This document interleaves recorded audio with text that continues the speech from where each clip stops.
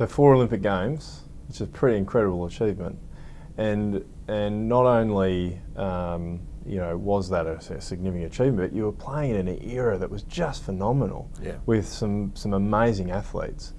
Certainly played in the golden era, I think, of what era. people would consider basketball to have.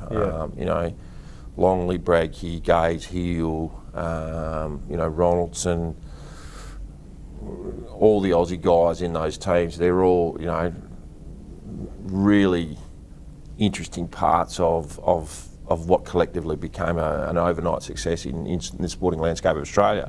And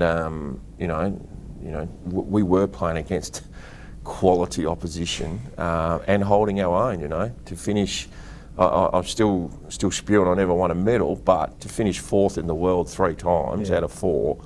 It's not a bad achievement for a very small basketballing nation. An up-and-coming nation. And so playing at that level with, some just amazing names, how do you prepare yourself mentally to compete at that level? The preparation process doesn't really change. So you're also, I think, if you're lucky enough to be exposed to, sports psychologists, etc., it's, by worrying about the occasion too much or the event or the outcome tends to diminish your performance in process. So one of the things that I learnt luckily at a very young age at the Institute of Sport is about just focusing on process.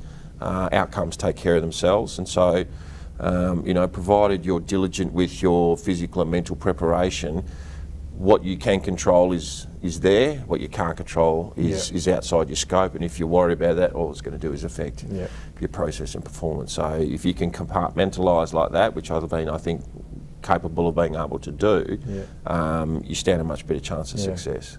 And out of the 4 Olympics, there's a lot of things to remember there, I suppose. But what's your greatest memory from competing at that level? Look, I've got a couple of. That's a common question I often have. I have a very strong memory of my first Olympics and my first opening ceremony, because it was really it was a realisation of my first real goal in life that I set for myself and an achievement. So.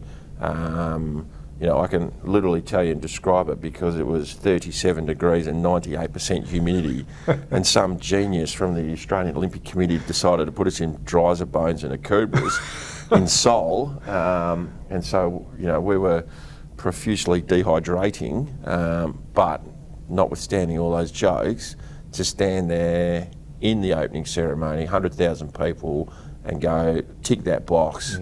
I set out to do this and I achieved it. It was a great feeling. And then probably bookend that with Sydney.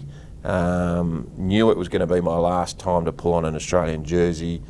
We gave it everything we had, finished up with a closing ceremony that was very celebratory, I may add, because it was on the back of our last game, and we just had, 3.5 hours of sitting around the locker room together, reminiscing about the time, because myself, Luke, Mark, Andrew weren't going to play for the Boomers again, and I was the first one to declare it to the team, to say, just letting everybody know that's my last game, and then all of a sudden we all sat around and we had this amazing couple of hours where